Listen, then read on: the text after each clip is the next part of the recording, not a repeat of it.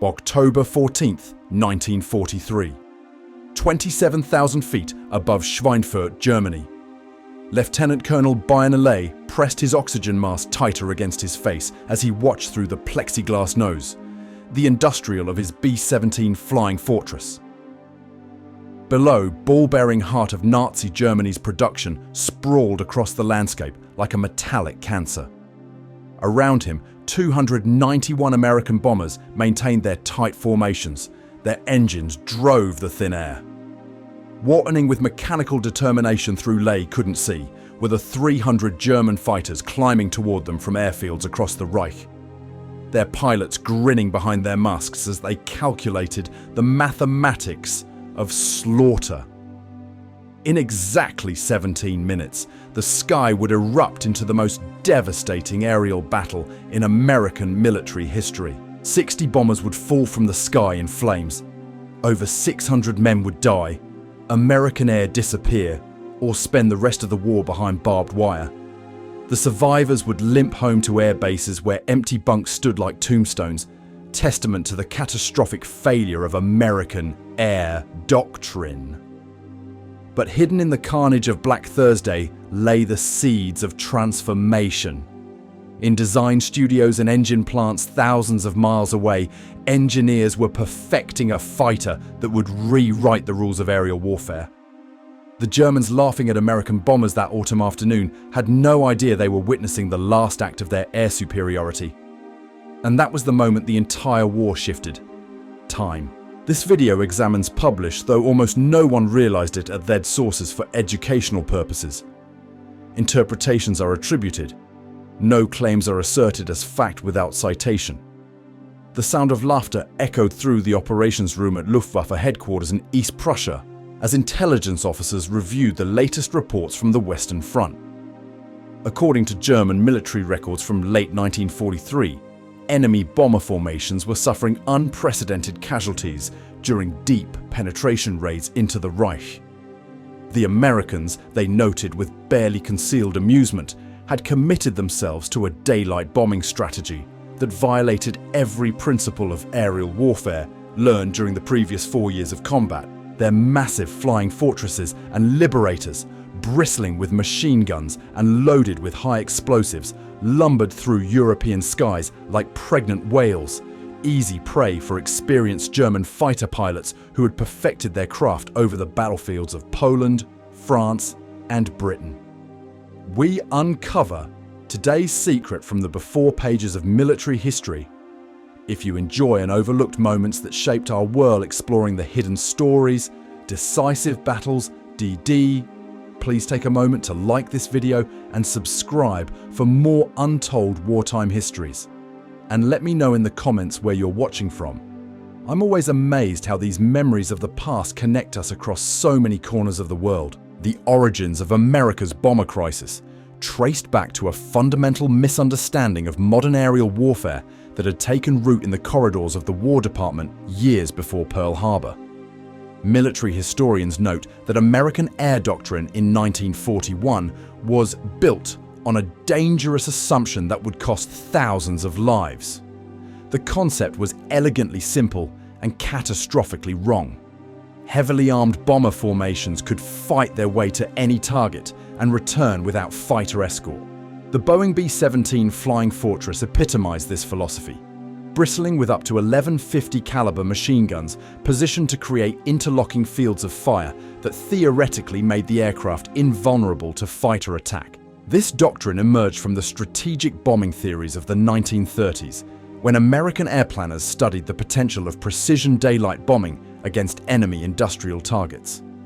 According to Air Force historical records, the pre-war doctrine stated that bombers flying in tight defensive formations would possess sufficient firepower to repel any fighter attack. The mathematics seem compelling. A formation 17 seconds could bring of 18B 198 machine guns to bear against attacking fighters, creating what planners described as a flying fortress of devastating defensive capability. The British Royal Air Force had already discovered the deadly flaws in this reasoning through bitter experience over occupied Europe. RAF Bomber Command had attempted daylight precision bombing during months of the war, only the early to watch their aircraft shot down in devastating numbers by German fighters and anti-aircraft guns. By 1941, the RAF had abandoned daylight bombing entirely, switching to nighttime area bombing that sacrificed accuracy for survivability. British Air Marshal Arthur Harris warned his American counterparts that daylight bombing without long-range fighter escort was tantamount to suicide. But American planners remained convinced their heavily armed bombers could succeed where British aircraft had failed. The mathematical reality of defensive firepower proved far different from theoretical calculations when tested against experienced German fighter pilots. Luftwaffe tactical manuals from 1942 describe precise methods for attacking American bomber formations that exploited fundamental weaknesses in defensive arrangements. German fighters approached from angles where bomber gunners could not effectively engage, concentrated their attacks on single aircraft rather than dispersing fire across formations, and used superior speed and maneuverability to minimize major test of American bomber doctrine exposure to defensive fire. The first came during the ill-fated raid on the Ploiești oil refineries in Romania on August 1, 1943. Operation Tidal Wave involved 177 B-24 Liberators flying a 2,400-mile round-trip mission without fighter escort to destroy Nazi oil production facilities. According to mission records, 54 bombers were lost, representing a catastrophic 30% casualty rate that made clear the vulnerability of unescorted bombers against. The survivors' determined opposition returned to their bases in North Africa with harrowing accounts of German fighters attacking in coordinated waves while anti-aircraft guns filled the sky with deadly flak bursts. The lessons of Ploiești were reinforced dramatically during the series of deep penetration raids into Germany that autumn.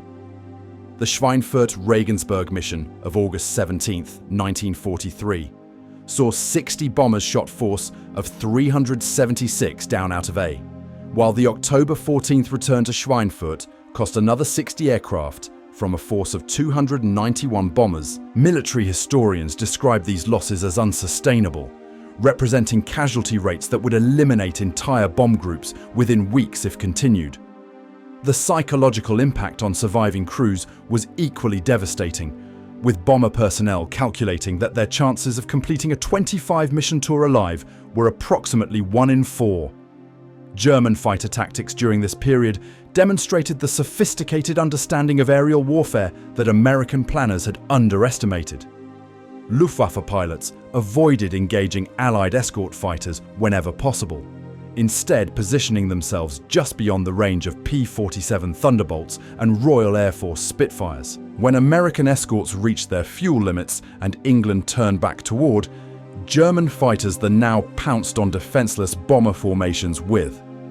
This devastating effectiveness, systematic exploitation of range limitations made clear that defensive armament alone could never protect bombers against determined fighter opposition.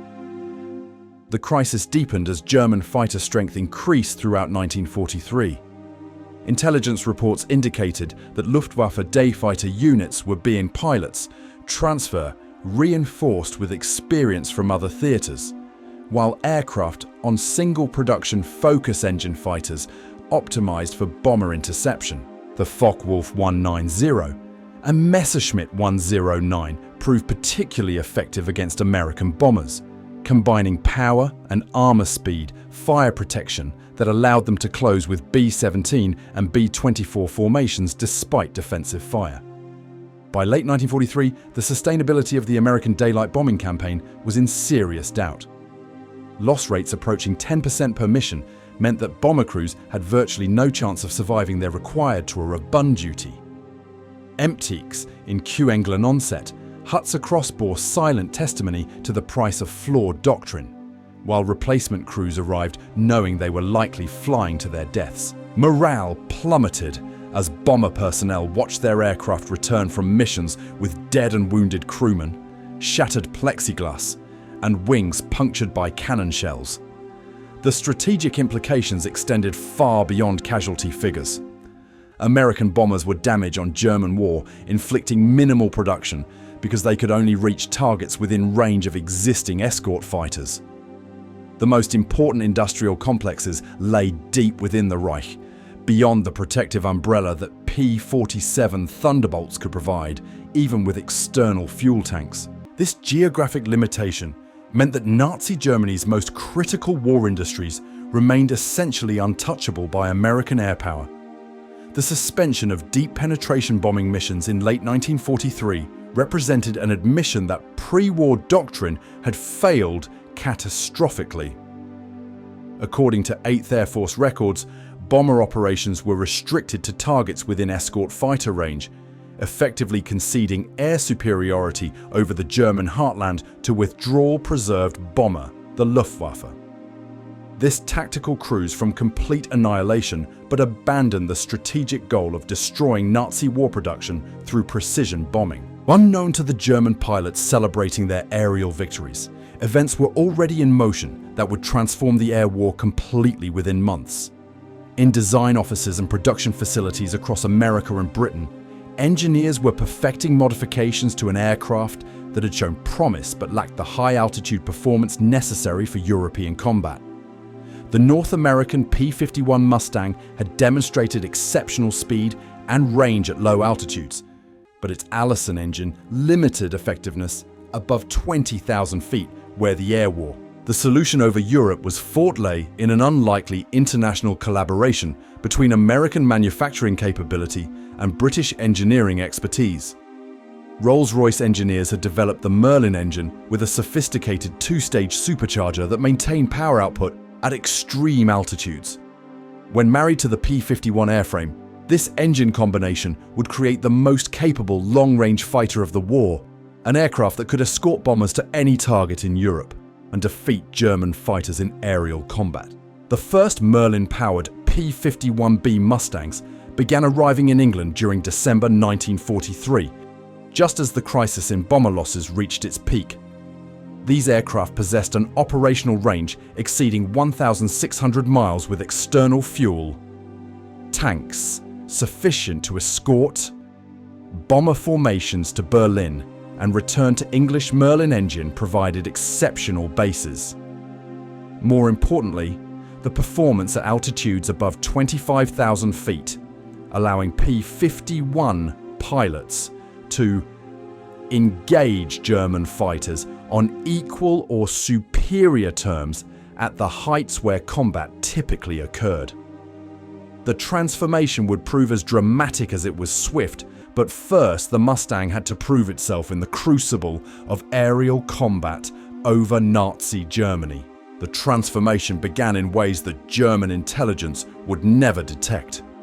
On December 15, 1943, 4 P-51B Mustangs touched down at Boxted Airfield in Essex, their silver wings glinting in the pale English winter light. These aircraft carried no special markings, bore no ceremonial fanfare, and attracted little attention from ground crews accustomed to the constant arrival of replacement fighters. Yet within their fuel tanks and engine compartments lay the technical solution that would reverse the course of the air war over Europe. The Packard-built Merlin engines beneath their cowlings represented the marriage of American mass production with British engineering genius, creating an aircraft capable of escorting bombers to the heart of Nazi Germany and returning with fuel to spare. Major Don Blakesley, commanding officer of the 4th Fighter Group, walked around the first P the practiced eye of a veteran pilot who had survived 2 years of combat over occupied Europe. According to his later testimony, Blakesley's initial impression was skeptical.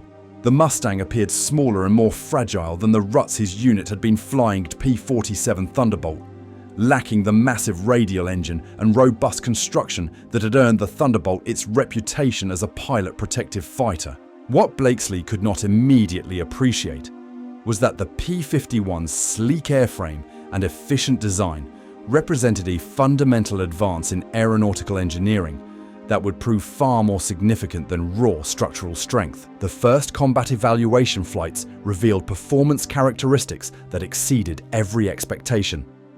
test pilots reported that the P-51B could maintain cruise speeds above 350 miles per hour at 25,000 feet, while consuming fuel at rates that allowed missions lasting over 6 hours. More importantly, the aircraft demonstrated exceptional maneuverability at high altitudes where previous American fighters had struggled against German opposition. Flight test reports from January 1944 described the Mustang as possessing fighter performance superior to existing German aircraft, while carrying sufficient fuel to escort bombers throughout their entire mission profile. The psychological impact on German fighter pilots would prove as devastating as the technical capabilities of the new American fighter. Luft 1944 described Waffe intelligence reports from early increasing encounters with unidentified Allied fighters operating range from an extreme aircraft demonstrate British bases. These said performance characteristics that contra of American-dictated German understanding fighter capabilities, appearing suddenly over targets deep within the Reich, where no Allied fighters to operate should have been able. The reports noted with growing alarm that these mysterious fighters seemed capable of matching or exceeding the performance of Germany's best interceptors while operating hundreds of miles from their home bases. The first major test of P-51 capabilities came during Big Week, the intensive bombing campaign launched in February German 1944 that target aircraft production facilities across the Reich. Major James General Doolittle had assumed command of the 8th Air Force with explicit orders to achieve air superiority over Europe by destroying the Luftwaffe's ability to challenge Allied bomber formations. His tactical innovation proved as important as the technical capabilities of the P-51 Mustang itself. Rather than requiring fighters to maintain close escort formation with bombers, Doolittle authorized aggressive pursuit of German fighters wherever they could be found. This tactical revolution transformed the P-51 from a defensive escort into an offensive weapon of devastating effectiveness. Fighter groups were dispatched ahead of bomber formations to clear German fighters from anticipated intercept routes, while other Mustang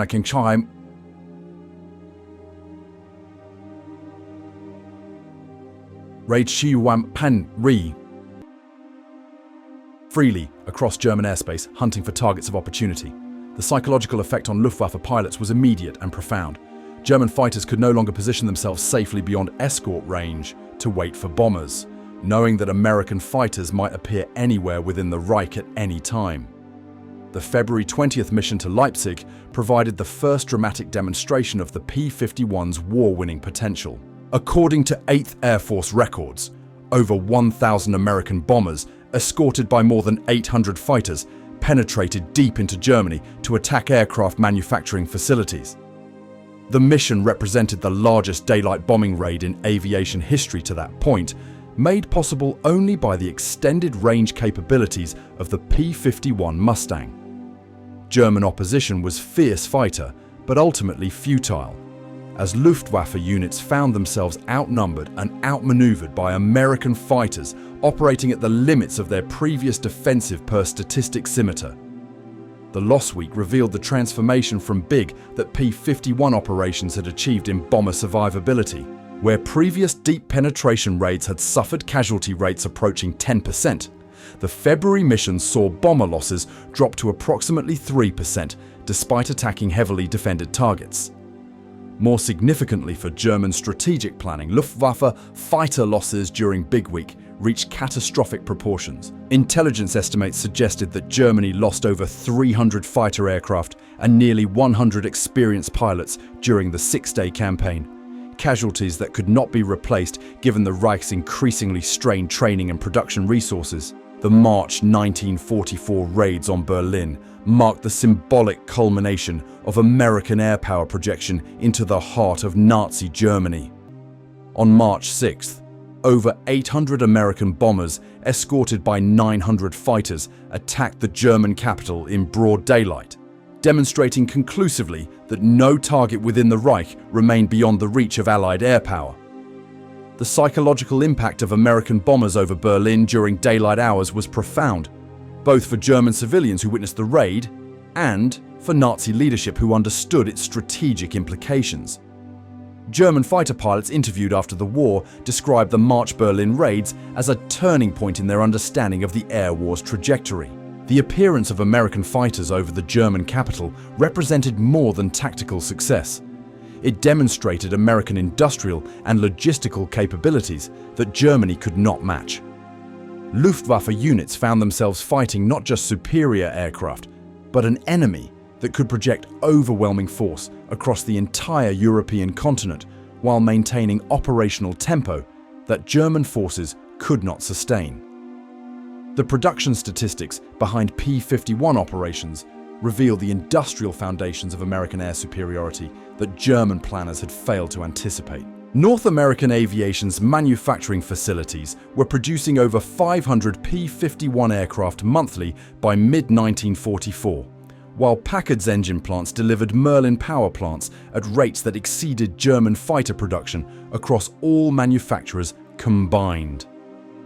This industrial advantage meant that American losses could be replaced faster than German forces could inflict them, creating an attrition dynamic that favored sustained American operations over German defensive efforts. The training pipeline supporting P-51 operations demonstrated another crucial advantage that German Air Force leadership could not replicate. American pilot training programs were graduating over 2,000 fighter pilots monthly by 1944, each receiving approximately 400 hours of flight instruction before entering combat. German pilot training had been compressed to fewer than 100 hours total by this period, as fuel shortages and aircraft scarcity forced reductions in preparation time that left new pilots inadequately prepared for combat against experienced American adversaries. The fuel logistics supporting extended-range P-51 operations represented another dimension of American strategic capability that German planners had underestimated. Each Mustang consumed approximately 300 gallons of high-octane aviation fuel during a typical escort mission to Germany, requiring a supply chain that delivered millions of gallons monthly to bases across England. This logistical achievement was made possible by American tanker construction programs that had launched over 500 specialized vessels for fuel transport, creating supply capabilities that dwarfed German fuel production and distribution systems. The mechanical reliability of P-51 aircraft proved equally important to sustained operations against German forces. Maintenance records from 1944 indicated that Mustangs achieved mission-capable rates exceeding 85%, meaning that the vast majority of available aircraft could participate in daily operations against German targets. This reliability advantage multiplied the effective strength of American fighter units while reducing the logistical burden of maintaining complex weapon systems under combat conditions. The cumulative impact of these advantages became apparent as German fighter strength declined throughout 1944. Luftwaffe units found themselves increasingly unable to challenge American bomber formations effectively, as experienced pilots were lost faster than replacements could be trained and equipped. The German fighter force that had dominated European skies during 1942 and 1943 was being systematically destroyed by American fighters that possessed superior performance, unlimited fuel supplies, and replacement rates sustainable for German forces. The strategic transformation that made attrition warfare YUNs achieved through P-51 operations extended beyond immediate tactical success to reshape the entire character of the air war over Europe. German industrial targets that had remained essentially invulnerable due to their geographic location suddenly became accessible to American precision bombing attacks.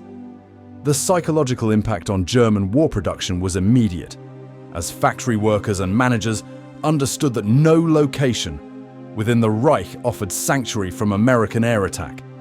The systematic dismantling of German industrial capacity reached unprecedented scales as P-51 escorts enabled American bombers to penetrate previously untouchable targets deep within the Reich.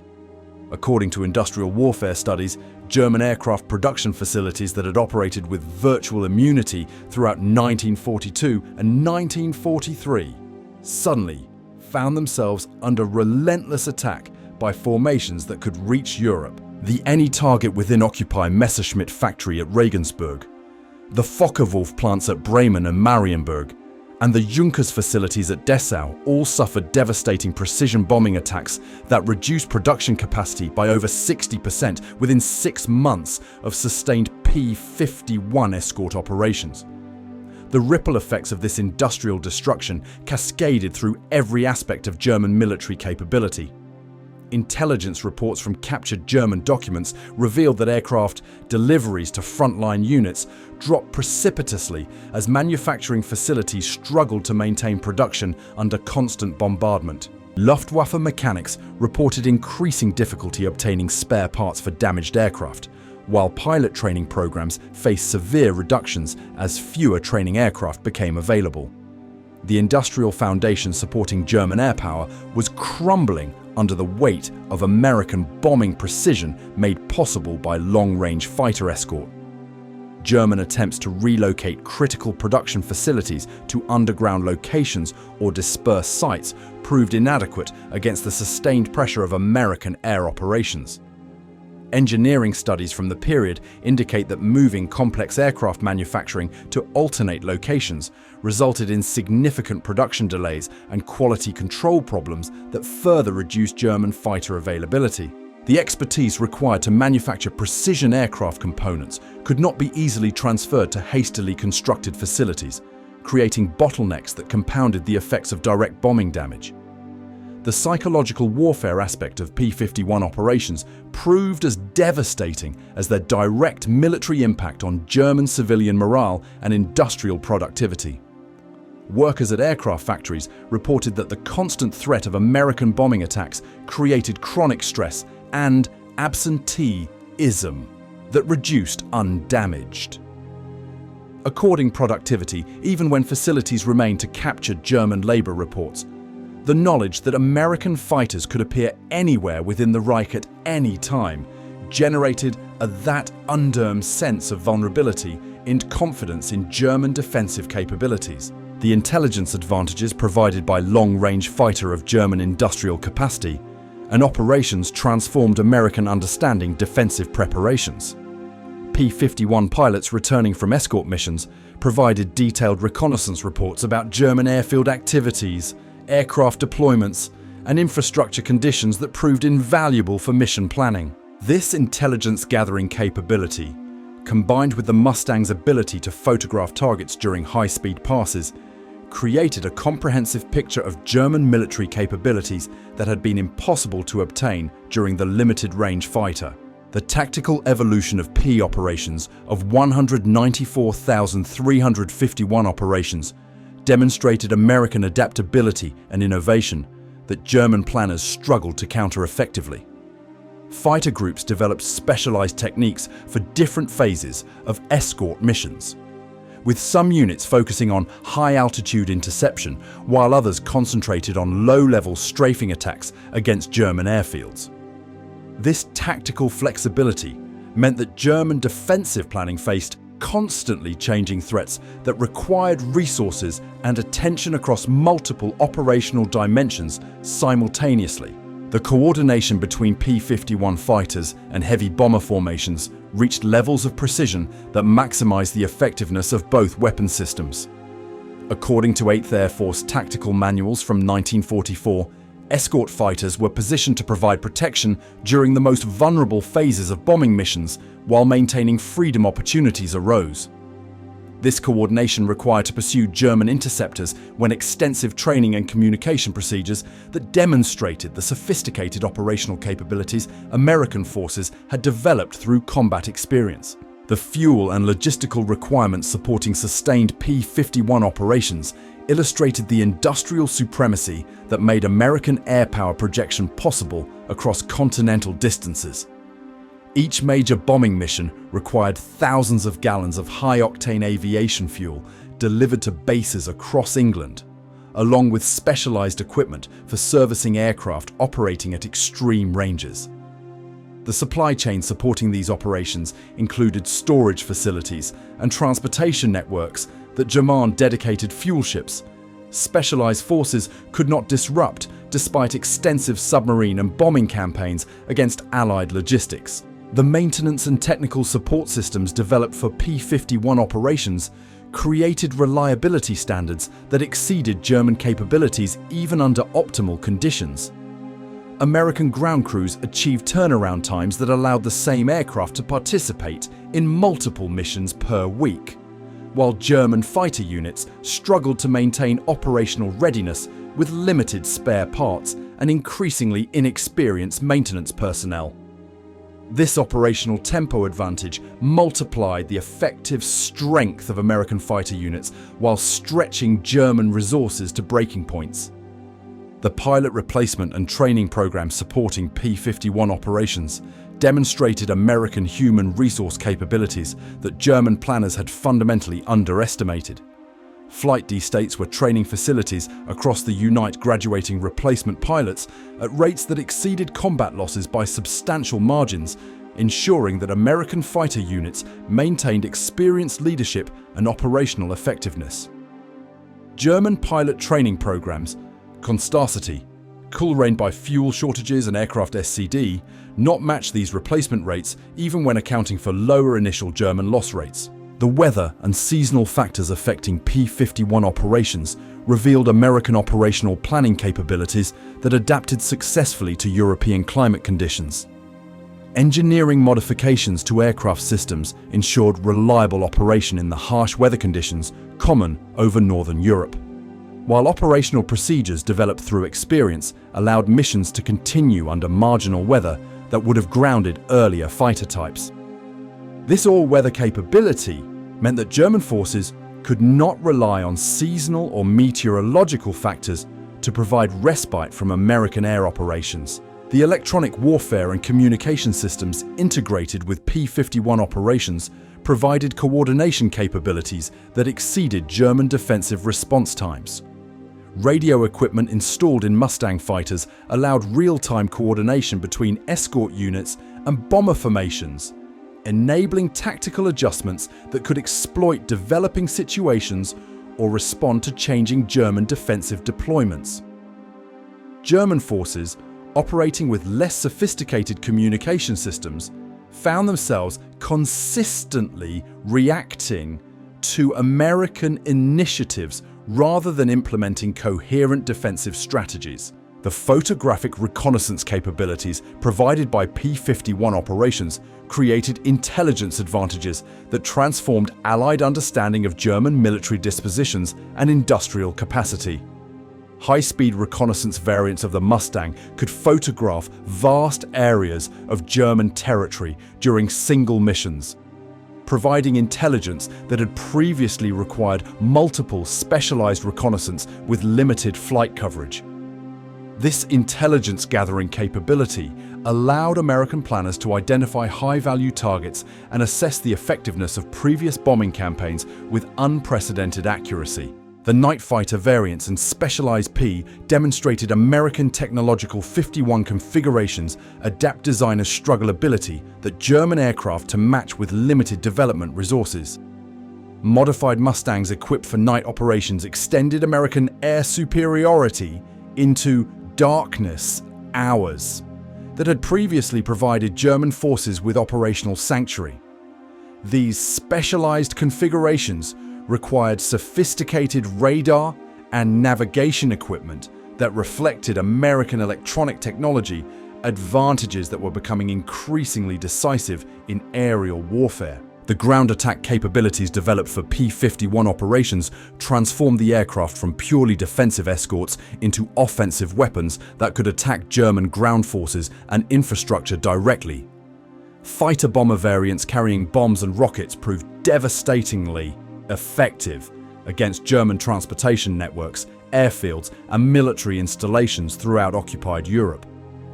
This tactical flexibility meant that the same aircraft providing bomber escort could also contribute to battlefield interdiction and strategic bombing campaigns simultaneously.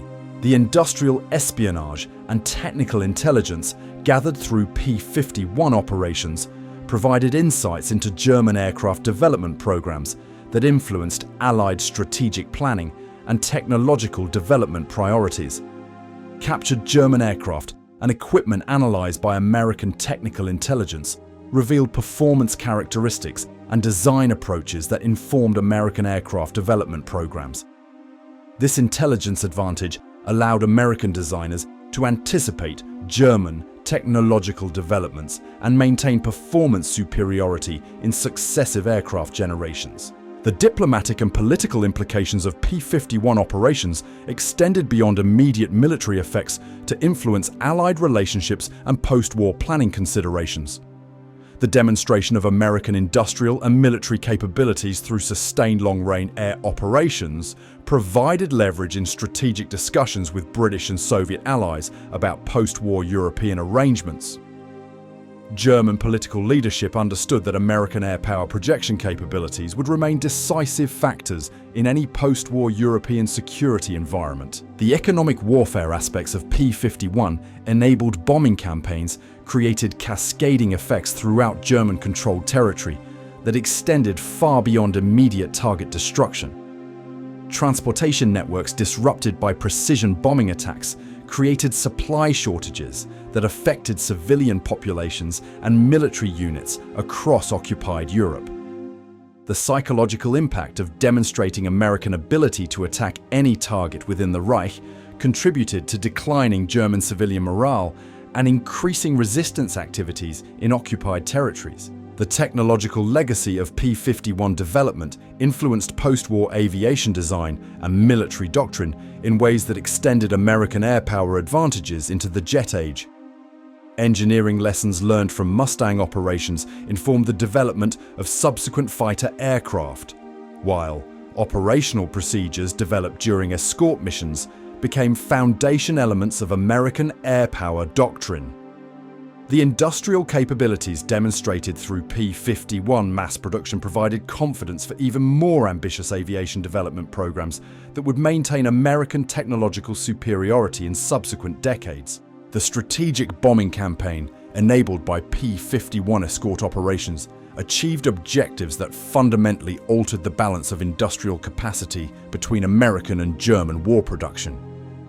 By late 1944, German aircraft production had been reduced to levels that could not sustain effective resistance to Allied air operations, continued to increase while American production despite the demands of global military commitments.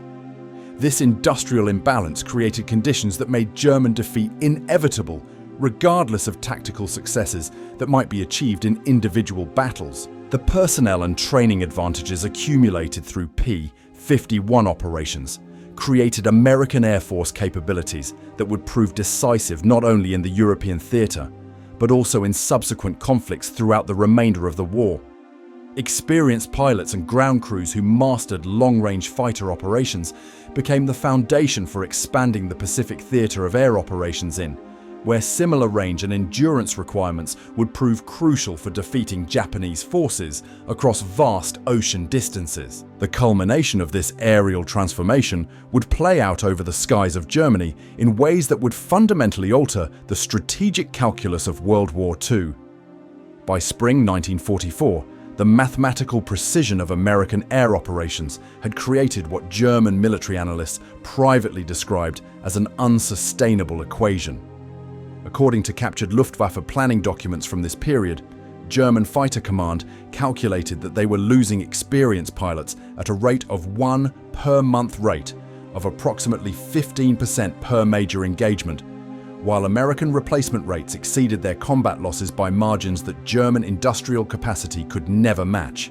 The systematic pilot training programs represented destruction of German fighters, perhaps the most devastating long-term consequence of P-51 operations that German leadership failed to anticipate adequately. Intelligence reports from captured German training facilities revealed that fuel allocations for pilot instruction had been reduced to fewer than 20 hours of actual flight time by mid-1944. American pilot candidates, by contrast, were receiving over 400 hours of comprehensive flight training before assignment to operational squadrons. This disparity in preparation meant that German pilots entering combat were facing American adversaries with 20 times their flight experience, creating engagement outcomes that heavily favored American forces regardless of aircraft performance characteristics. The cascading effects of German pilots' short apparent images became the declining effectiveness of Luftwaffe defensive operations throughout 1944.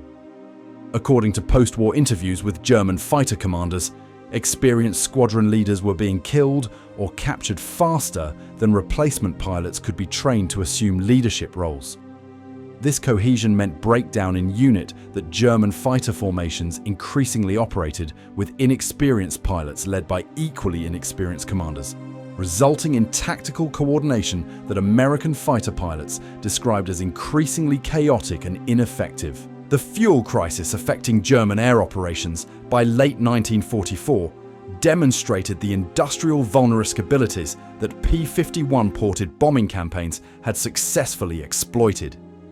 German aviation fuel production facilities had been systematically targeted by American precision bombing attacks, reducing synthetic fuel output to levels that could not support sustained fighter operations.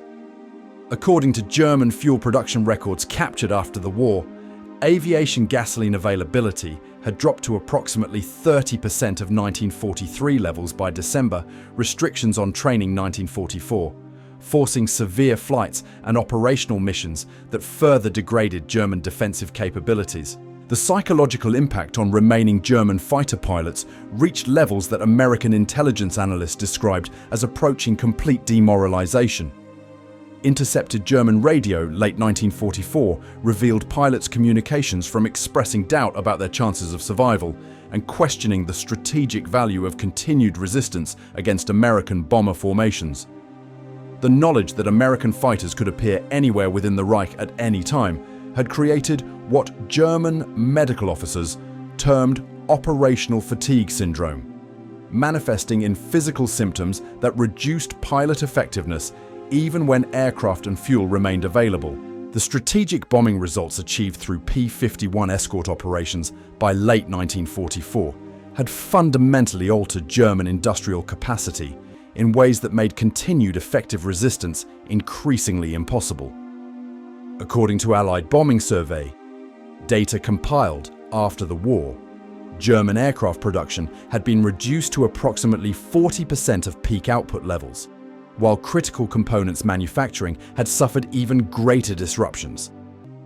Ball bearing production, essential for aircraft engines and other precision machinery, had been reduced to levels that forced German manufacturers to implement severe quality control compromises that reduced equipment reliability across all military applications. The transportation network disruptions caused by P-51 problems that affected every enabled bombing campaigns created supply distribution aspect of German military operations. Railway marsh and fueling yards, bridges, distribution centers had been systematically destroyed by precision bombing attacks that German air defenses could no longer prevent effectively. Intelligence assessments from this period indicated that German military supply movements had been reduced to nighttime operations using horse-drawn transport in many regions, severely limiting the ability to reinforce defensive positions or redistribute resources according to changing tactical requirements. The production statistics comparing American and German aircraft manufacturing by late 1944 revealed industrial disparities that made German defeat mathematically inevitable. North American Aviation, another producing over 15 American manufacturers, were 100 fighter aircraft monthly, while maintaining quality standards that exceeded pre-war peacetime production. German aircraft production, hampered by bombing damage, material shortages, and inexperienced workers, had fallen to levels that could not replace combat losses even during periods of reduced operational tempo. The technological development programs that had sustained German aircraft superiority during had been severely the early war period disrupted by the systematic bombing of research and development facilities. According to captured German engineering documents, advanced fighter projects, including jet by months or years due to the aircraft development, had been delayed destruction of testing facilities and the dispersal of technical personnel to less vulnerable locations. This technological stagnation meant that German aircraft design was falling behind American development programs that continued to benefit from undisrupted research and unlimited testing resources. The German generals who had laughed at American bombers in the autumn of 1943 signed their surrender documents 18 months later, defeated not by superior tactics or braver soldiers, but by an industrial colossus that had transformed failure into victory through innovation and determination. The P-51 Mustang had rewritten the mathematics of aerial warfare, proving that in modern conflict, the nation capable of projecting sustained power across continental distances would ultimately prevail. From the ashes of Black Thursday emerged America's greatest air superiority fighter, forever changing how wars would be fought in the skies above.